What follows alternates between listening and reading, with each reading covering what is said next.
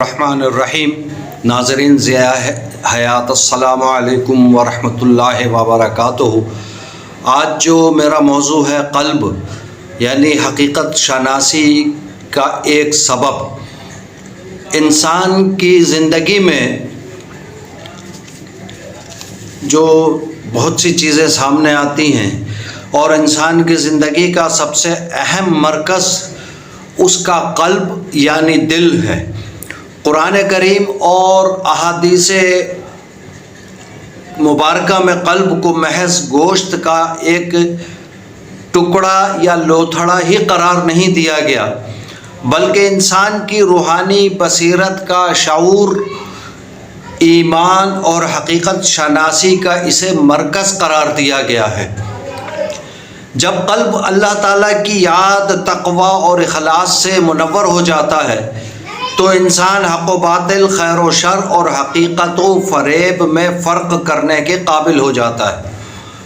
قرآن و سنت کی روشنی میں قلب کی حقیقت کیا ہے، دل کیوں سخت ہو جاتا ہے، اور وہ کون سے اعمال ہیں جو قلب کو زندہ، بیدار اور نور ایمان سے روشن کرتے ہیں۔ آج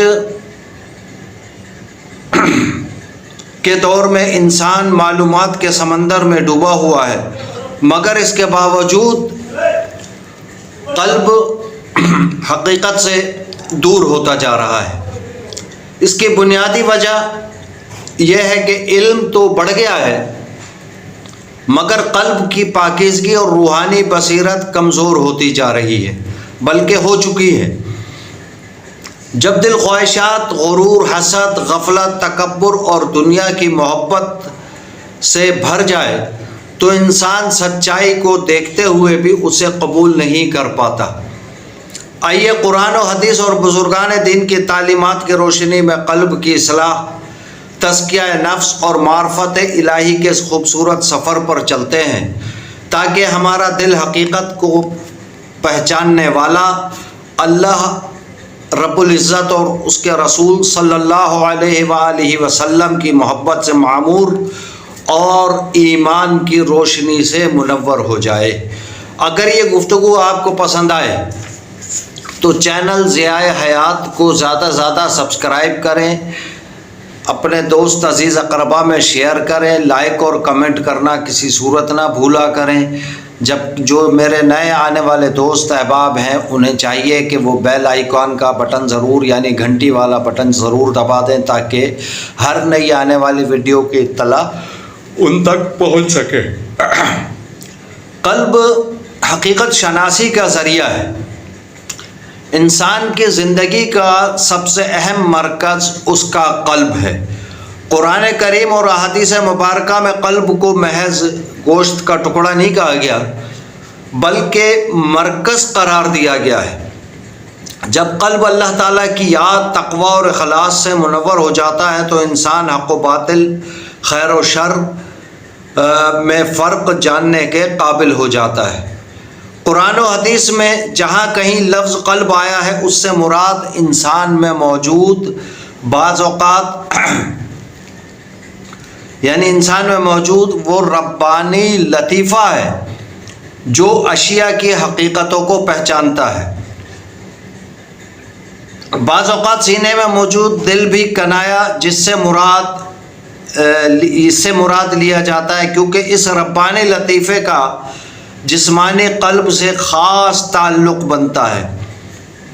اگرچہ ربانی لطیفے کا تعلق پورے جسم سے ہے اور یہ جسم ہی کے لیے عمل کرتا ہے، لیکن یہ تعلق جسمانی قلب کے واسطے سے ہوتا ہے۔ لہذا ربانی لطیفے کا تعلق اولاً جسمانی قلب سے ہوتا ہے، گویا جسمانی قلب ربانی لطیفے کا محل سلطنت، پہچان اور اس کی سواری ہے۔ اسی کے پیش نظر حضرت سیدنا سہیل تشتری رحمۃ اللہ علیہ نے قلب کو عرش اور سینے کو کرسی سے تشبیہ قرار دیا۔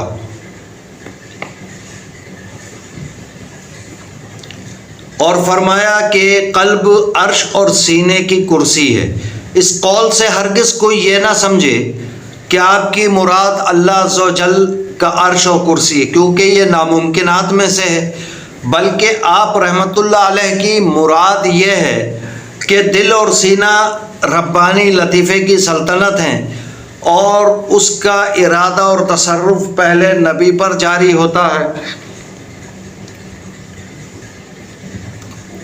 پہلے معاف کیجیے گا سلطنت ہے، اس کا ارادہ اور تصرف پہلے انہی پر جاری ہوتا ہے، گویا ان دونوں کو ربانی لطیفے سے ایسے ہی نسبت ہے جیسے عرش اور کرسی کو ذات باری تعالیٰ سے۔ یہ تشبیہ فقط بعض وجوہ سے درست ہے، نیز ہمارے مقصد سے اس بحث کا کوئی تعلق نہیں، لہٰذا ہم اسے یہیں موقوف کرتے ہیں۔ اللہ ارشاد فرماتا ہے کہ وَمَا يَعْلَمُ جُنُودَ رَبَّكَ إِلَّا هُوَ، ترجمہ کنز الایمان یہ ہے کہ اور تمہارے رب کے لشکروں کو اس کے سوا کوئی نہیں جانتا۔ معلوم ہوا کہ قلوب، ارواح اور دیگر عالموں میں اللہ کے بے شمار لشکر ہیں جن کی حقیقت اور تعداد اللہ رب العزت کے سوا کوئی نہیں جانتا۔ ہمارا مقصد اس وقت چونکہ دل ہے، لہٰذا بعض لشکروں کی نشاندہی کرتے ہیں۔ نمبر ایک تو دل کے لشکر، اور دوسرا جو ہے دو طرح کے ہوتے ہیں۔ ایک وہ جو دل کے ہوتے ہیں جسے ظاہری آنکھ سے ملاحظہ کیا جا سکتا ہے، دوسرا جس کا مشاہدہ دل کی آنکھ سے ہی ممکن ہے۔ دل گویا بادشاہ ہے اور لشکر خادمین، مددگار لشکر کا یہی مطلب ہے۔ یہ بات امام غزالی نے اپنی کتاب احیاء العلوم جلد نمبر 3 میں فرمائی ہے۔ یہ خالصتاً آج کی صوفیانہ گفتگو ہے، اگر آپ کو سمجھ میں نہ آئے تو کسی صاحب علم سے رجوع ضرور کریں اور سمجھنے کی کوشش کریں، اور اگر سمجھ آ گئی ہو تو عمل کرنے کی کوشش کریں۔ میں انشاءاللہ مستقبل میں لطائف کیسے زندہ ہوتے ہیں اس کے حوالے سے بھی آپ کی خدمت میں کچھ عرض کروں گا۔ جزاکہم اللہ خیرا، والسلام علیکم ورحمۃ اللہ وبرکاتہ۔